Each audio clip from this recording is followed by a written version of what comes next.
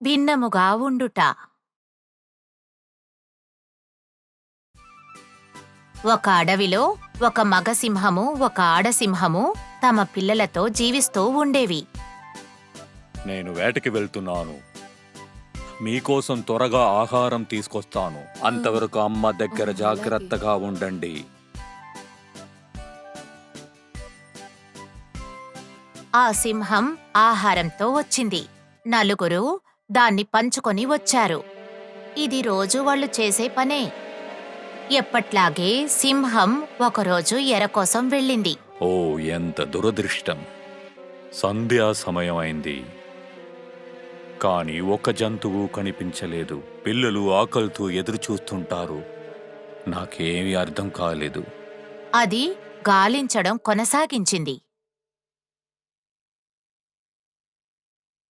అమ్మయ్యా, ఇంతసేపటికి ఫలితం దొరికింది. ఇది చిన్నపిల్లలా ఉందే, దీన్ని ఎలా చంపను? నాకు మనసొప్పడం లేదు. దీన్ని ఎత్తుకు వెళ్ళిపోదాం.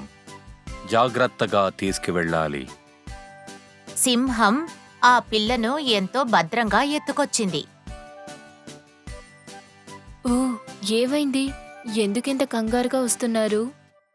ఇవాళ్ల నాకు కనిపించిన ఒకే జంతువు ఇదే.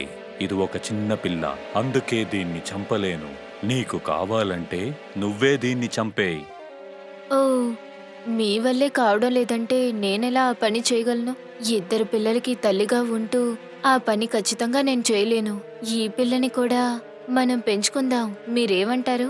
మన సొంత పిల్లలా చూసుకుందాం. సరే, నీ ఇష్టం వచ్చినట్టు చేయి. ఆ రోజు నుంచి తోడేలు పిల్ల వాళ్ల మూడో పిల్లగా పెరగడం మొదలుపెట్టింది. ఆ ముగ్గురు పిల్లలు సహోదరులులాగా కలిసి పెరిగారు. కొన్ని నెలలు గడిచాయి. ఓకే, కానీ మీరు ఇక్కడ మాత్రమే ఆడుకుంటూ ఉండాలి. చాలా దూరం వెళ్ళిపోకూడదు, సరేనా? సరే అమ్మా.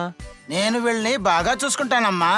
అందరూ ఒకటిగా ఉండాలి. మీరు ముగ్గురు అస్సలు గొడవ పడకూడదు. ముగ్గురు బయట ఆడుకోవడానికి వెళ్లారు. ఆడుకుంటున్నప్పుడు దూరంగా ఓ ఏనుగు రావడం కనిపించింది. అలా చూడు, తను మన దగ్గరికి వచ్చాడంటే వాడిపై దాడి చేద్దాం. ఏంటి, ఏనుగు మీద దాడి చేయబోతున్నారా? మీకు బుర్ర పనిచేస్తుందా? రే బాబు, ఏంటి ఆటలుగా ఉందా? మేవే బలవంతులం. వాడిపై దాడి చేయడమే కాదు, చంపగలం. ఓ, ఖచ్చితంగా అది కుదరదు. నేను ఇక్కడి నుంచి వెళ్ళిపోతాను. నువ్వేంటి ఇంత భయపడుతున్నావు? వెళ్ళు, త్వరగా ఇక్కడి నుంచి వెళ్ళిపో. తోడేలు తల్లి దగ్గరికి తిరిగి వెళ్ళింది. నాన్నా, ఎక్కడా వాళ్ళందరేరి? నువ్వు మాత్రం ఎందుకు ఒంటరిగా వచ్చావు? అమ్మా, వాడొక్క పిరికి పందమ్మా. మీరసలు చూసుండాలమ్మా, చాలా వింతగా అనిపించింది. వాడు భయపడుతున్నాడు, మీకు తెలుసా? ముందు వాడిని ఎగతాళి చేయడం మీరు ఆపుతారా? అసలు అక్కడ ఏం జరిగిందో మీరు చెప్పండి. తోడేలు జరిగిందంతా చెప్పింది. మీరిద్దరూ ఇక్కడే ఉండండి. నాన్నా, నువ్వురా, నీతో కొంచెం మాట్లాడాలి. సరే అమ్మా. ఇద్దరూ బయటికి వచ్చారు. ఇలా చూడు, నీతో నిజాన్ని చెప్పాల్సిన సమయం వచ్చేసిందనుకుంటాను. నిజమా? ఏంటా నిజం అమ్మా? ఇలా చూడు, నువ్వు మా కొడుకువి కాదు, నువ్వొక నక్కవి. ఏమంటున్నారు? అవును, నా మాట విను. నువ్వెళ్ళి నీ వాళ్లతో కలిసిపోతేనే మంచిది. ఎందుకంటే భవిష్యత్తులో నీ తమ్ముళ్లే నిన్ను చంపేస్తారు. అందువల్ల నువ్విప్పుడు వెళ్ళిపోవడమే మంచిది. అమ్మా, నేనెలాగా మిమ్మల్ని వదిలేసి వెళ్ళగలను? నువ్వు వెళ్లాల్సిందే, నీకు వేరే మార్గం లేదు. త్వరగా వెళ్ళు. ఆ నక్క కన్నీళ్లతో అక్కడ్నించి బయలుదేరి తన వారితో కలిసిపోయింది.